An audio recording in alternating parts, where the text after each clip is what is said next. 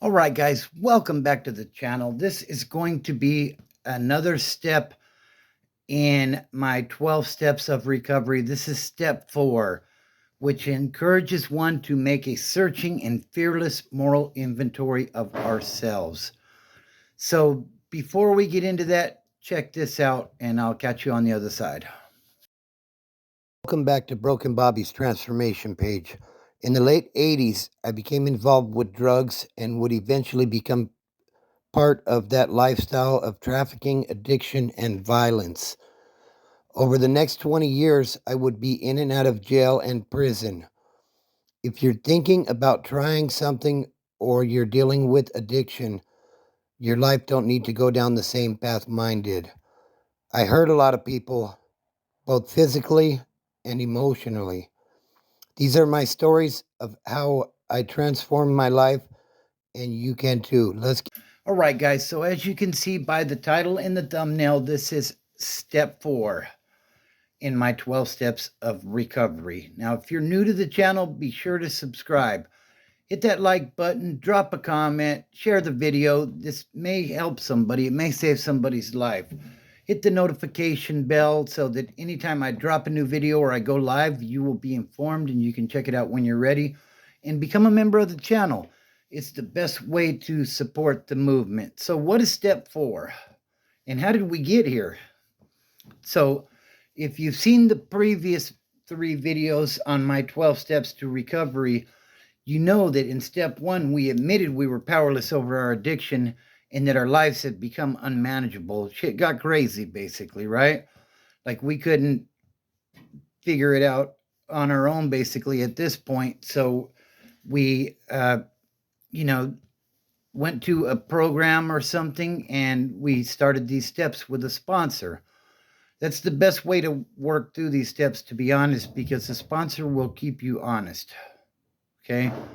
So then, once we admitted we were powerless, we came to believe that a power greater than ourselves could restore us to sanity.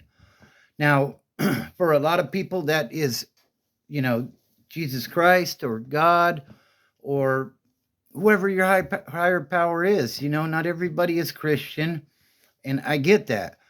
So, when I went through my program, I wasn't quite ready for God yet, if I'm being perfectly honest.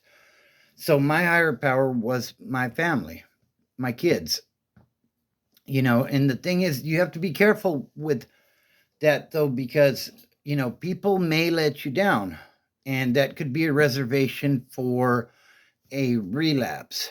Now, it doesn't always work out that way, but that's why the program is uh, centered in God and Christianity, or whoever your God of your choosing is.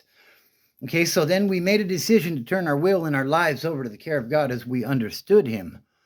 As we understood Him being the key word here, because, like I said, not everybody is Christian, not everybody is whatever religion you may be. Some people don't have a religion. So you have to work through that. And that's why I definitely recommend going to a meeting and getting a sponsor, because they can help you work through these steps, on an individual basis. Everybody is different. And one thing I will say is, I think whether you are an addict, an alcoholic, or your life's just a mess, these steps can help everybody. So here we are. We're at step 4, and this is a big one, guys. I remember when I was working through the steps, I think I did like the first 2 while I was in my 90-day program. And then, I finished the third one. We were probably 6 or 7 months in, and we moved on to step 4, which encourages us to make a searching and fearless moral inventory of ourselves. And what this does is it's identifying our problems and getting a clear picture of how our behavior has affected ourselves, not only us, but the people around us. And it helps us to, uh, proceed in recovery, to recovery. You know, um, the thing is, let me speak for myself.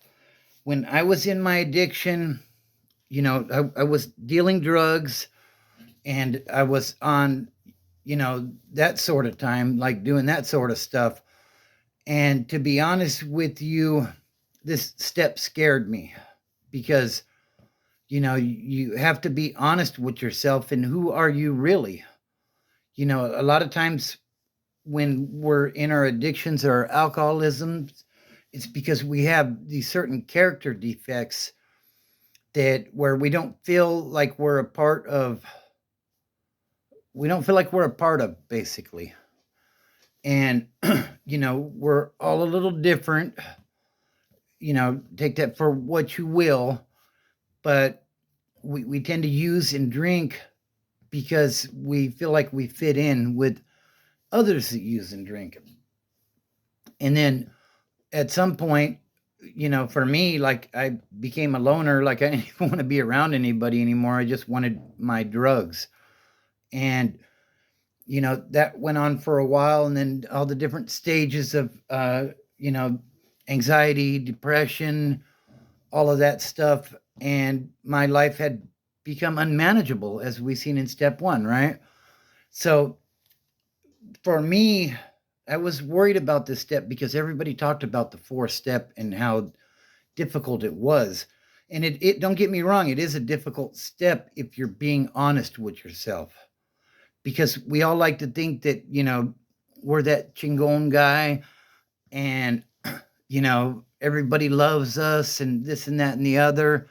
But we have to take an honest look at ourselves and realize that we're not God. Although a lot of us feel that way while we're currently in our addiction. Step 3, we made a decision to turn our will and our lives over to the care of God as we understood him because we weren't God, right? So while I was in prison, I had a lot of time to think, obviously, right? So I had already been doing a moral inventory of myself while I was in there. And as it says, identifying our problems and getting a clear picture of how our behavior has affected ourselves and others. Okay? That's one thing we tend to miss is we're not just hurting ourselves. We're hurting our families, we're hurting our significant others, we're hurting our kids because dad's a wino or a dope fiend. Nobody wants their doped up dad to come get them from school because we're embarrassing to them. But we don't have to be. We don't have to be, like we can be that good guy or girl that, that our children are proud of. And ultimately, for me, that was a driving factor.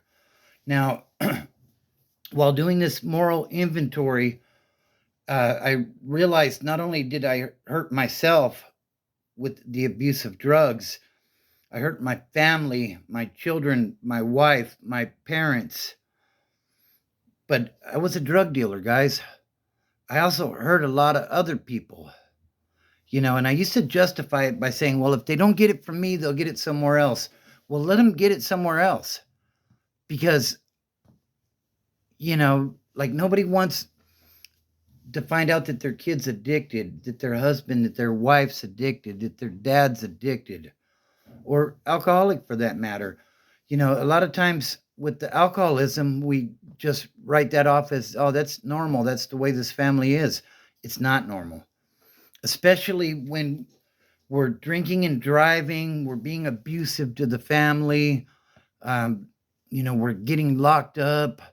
Oh, it's just an overnighter in the drunk tank. That's not all it is because now you got a DUI, your license is in jeopardy, it's hard to work. And so what are you going to do now? You're just going to walk your ass down to the liquor store and buy some beer and drink your sorrows away. Or, you know what I mean? Like fill in the blank, whatever fits for you. It's not about me. It's about, getting clean and living a better life. There's a much better life out there. And don't get me wrong. Just because you get clean don't mean all your problems go away. You still have wreckage of the past that you have to deal with. but that will come further along in the steps. So if you're ready, let's take step 4 and let's make a searching and fearless moral inventory of ourselves. Let's identify our problems.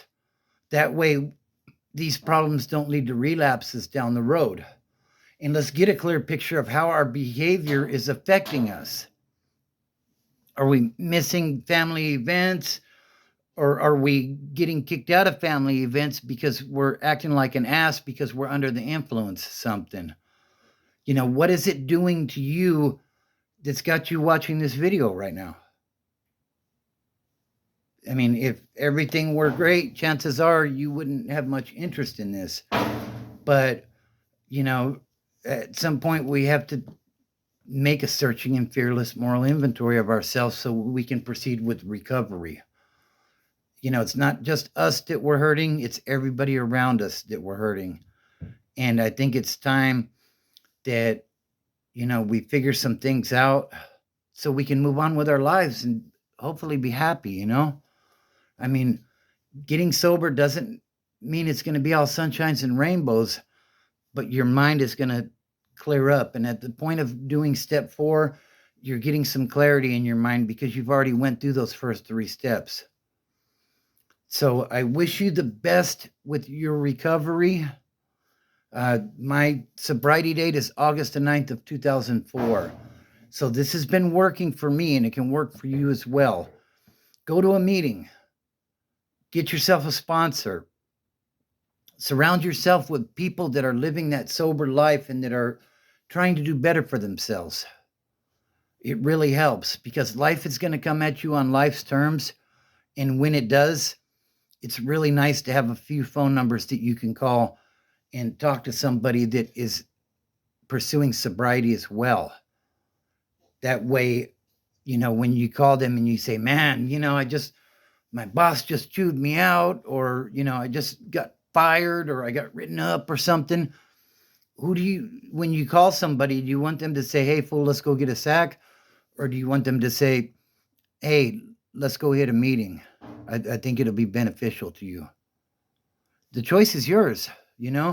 If you want to continue to get what you've been getting, then continue to do what you're doing.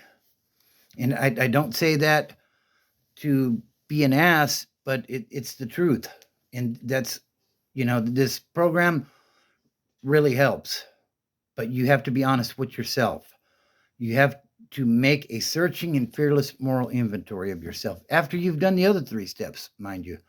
So if you haven't seen the other 3 videos, I have a recovery playlist. Go to that and start with step 1 and then work your way through to obviously step 4 is where we're at right now. I'll continue to put these out.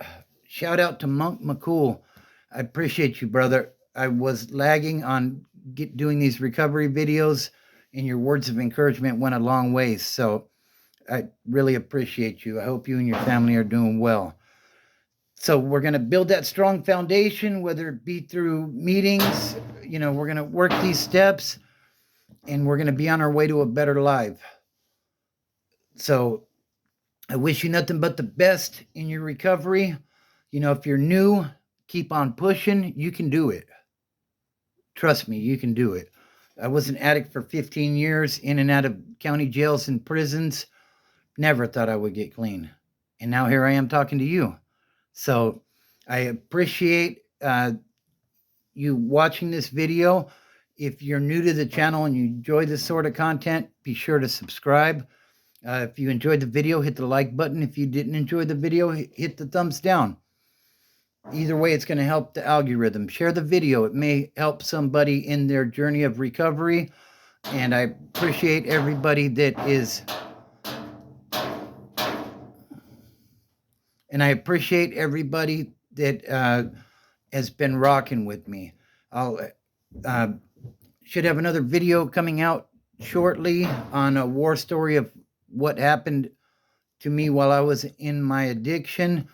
And as I always say at the end, don't look at the mountain, just start climbing.